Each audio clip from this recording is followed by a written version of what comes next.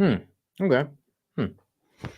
What's going on, my wholesaling storytime friends? My real estate investors, my people all across the world. I got a story to tell you guys. I'm a little embarrassed to tell it to you now, thinking back of what the heck I was doing. It's a little embarrassing, but hey, I got to give you guys the raw truth. That's why I'm doing wholesaling real estate story time. So you guys can see exactly what it's like when you're getting started as a real estate investor and the lengths and what you're willing to do to get them deals. So, hey, look, if it's a little embarrassing, that's okay. That's why we're sharing these stories together. So if you haven't been to Nathan Payne's wholesaling real estate story time, Tales from the Trenches, here's another episode. We're pretty deep into the story of how I got started, how I went from zero knowledge, zero deals, no money to get started in this business to doing over $2 million in assignment fees, doing hundreds of deals. I'm here to break down the good, the bad, the ugly, the fun, the painful, the painless. Let's dive in, all right? By the way, if you're not subscribed to the weekly newsletter where I drop stories and tell you guys what's happened in my journey and what to avoid, what not to do, and what mistakes not to make like I made, go to painlessflipping.com. It's absolutely free. You get a free calculator on how to analyze deals, and we send you more stories and more resources every week for free. Why not? Because I wanted to do this. I thought it'd be good to tell engaging stories, fun stories, and also give you guys stuff. So check it out, painlessflipping.com. Subscribe if you haven't. So let's dive into this story. So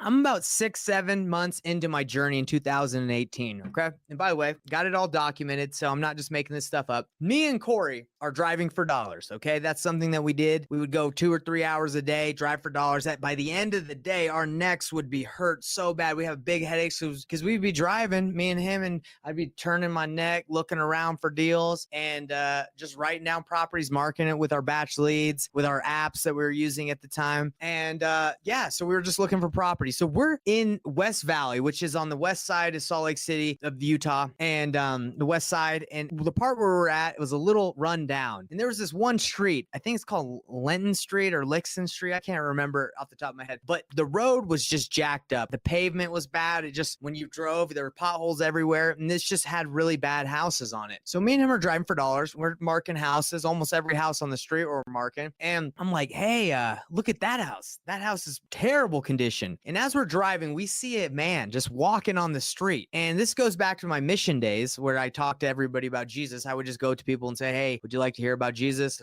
Would you like to hear about what happens after you die? And like, you know, the plan that God has for you. So I was used to going up to people, and whether I'm in a car or if they're just walking on the street, to go talk to them. So I saw an older gentleman walking, and Kory, I get out of the car, I say, hey, sir, I'm sorry to bother you, but we're looking to buy houses in the area. We're cash buyers. Are you selling a house by chance? And he says, yeah, that house right there, the one that I just told Kory that it looked terrible. He's like, that's my house. And I was like, for real? Wow. Okay. Are you open to selling it, sir? And he's like, yeah, I just signed a contract with Joe Home. I don't think it was Joe Homebuyer. I think it was Speedy Homebuyer or something. He says, I just signed a contract with those guys the other day to sell it. And I was like, well, what were they going to buy it for? And he's like, I think like $60,000. And I'm like, what? I think I can pay more than that, sir. Would you sell to me if I could give you more money? And he's like, yeah, of course. So he pulls out the contract. I'm talking, this is a real estate contract that's assignable. He pulls it out of his pocket. It's all dirty. And he's like, this is what I signed. And at that time, I didn't really know much about like if someone had signed with another investor, like if what could you do? Could you beat them? But later realized that there was a notice of default that they could file. And we also didn't want to like go behind the other guy's back and steal it. But like we were also brand new and we were like, oh man, we want deals. We want deals. So we were trying to figure out ways that we could just make it happen. Like maybe we could buy if they fell through. And we're like, hey, well, when is he going to close? Because if he's not going to close, you know, and he asked for extension, we can just go with you. You can go with us. And he was like, yeah, they're supposed to close like in 2 days. So if they don't, I'll work with you guys. So I'm looking at the house. It's all boarded up. It's literally condemned. It says on the door, like condemned, like do not go inside. So I'm like, wow, so that's your house? He's like, yeah. I'm like, are you live in there right now? He's like, yeah, I live in there. Me and my girlfriend. And I'm like, oh, really? Like, how are you living in there? It's condemned. It's all boarded up. He's like, man, they boarded it up and I just took the boards off the back window and now I'm living in there. And I was like, wow, okay. Well, in my thought process was like, well, I felt like I needed to go see the house, like the condition, in case the other guys dipped. I would need to know like what we're getting into. I don't know what I was thinking. The house is condemned. There's really absolute no reason to look inside. It's condemned. It's not in good shape. The house is falling apart. But I was like, why not? Let's go give it a shot. Let's go see what this house is like. So Kory pulls the car over. I'm like, you coming in, Kory? He's like, I ain't going into that house. Kory's like, I'm not going anywhere near that thing. So I go around back because I feel like the guy's gonna like open the door, or there's a door back there. He took the board off. The guy climbs in through a window and it's pitch black in there, guys. It's condemned. There's no electricity. There's no running water. There's nothing in this house. It's just black. And he's like, you can come through the window if you want to see. I'm like, whoa, I don't know if I want to see it that bad. I'm sure it's bad. I don't need to go through the window, sir. It's okay. And he's like, no, it's okay. Let me get the board off the door. So I'm like, this is getting kind of weird now, but I've already committed. I'm already in. So he goes and gets a drill from inside his house. His girlfriend, I don't see her, but she's like, what's going on? I can hear her from inside the house after he climbed in the window. And he comes back out with a drill and starts unscrewing all the boards on the back door. And he's like looking around, like, obviously he's not supposed to be in this condemned house. It's condemned. He's not supposed to live there, but he's just undrilling. He's like, yeah, unscrewing the boards. And he takes the board off. He's like, come inside, young man. And at this point, I don't know what I'm thinking, but like I said, I'm already in. I'm already knee deep in. So I'm like, okay. Kory, I look back at Kory. He's like, I'm not going in there. So I go in there. I got to turn on. There's no lights in there. The roof's caved, like falling in. I could have probably died, but I turn on my phone. I turn on the flashlight and I start looking around. And guys, what do you think I saw? Absolute nothing but trash. Like there was trash everywhere. It was the roof, like I said, caving in. There was mattresses and crap everywhere. The bathroom just had nasty. There's no plumbing. There was no toilets. So they were just pooping in buckets. It was terrible. What was I thinking? There were needles everywhere. And,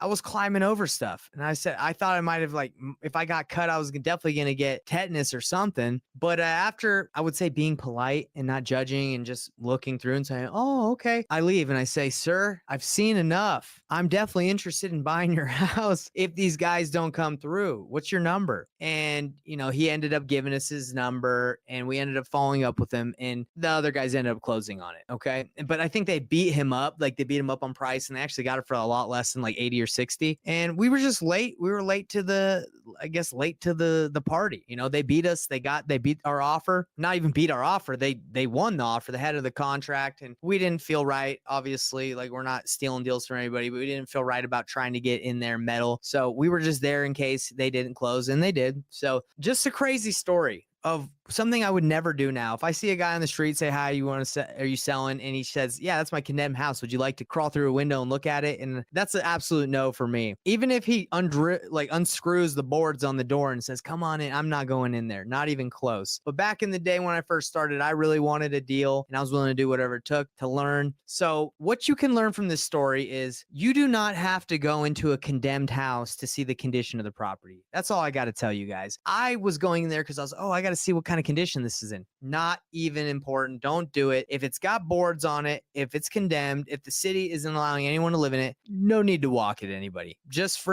make your offer that makes sense and get out of there. There's no reason. So if any of you are in a situation like that, I hope this video helps you out. I know this is a no-brainer, but it was not for me when I first started, but I've been doing this for a while and now I know. Unfortunately, you got to learn the painful way. Even though I tell people I can make it painless, I think I can make it painless for people because I've done the painful things and I've learned. And maybe you guys are like, you're dumb, man. I don't need to do that to learn. Well, hey, I'm just giving you the story I went through. Didn't get the deal, but hey, it was an interesting story, interesting experience of meeting a guy who just happened to pull out a real estate contract from another wholesaler that was selling 2 days later. What are the chances? I don't know, but it was fun.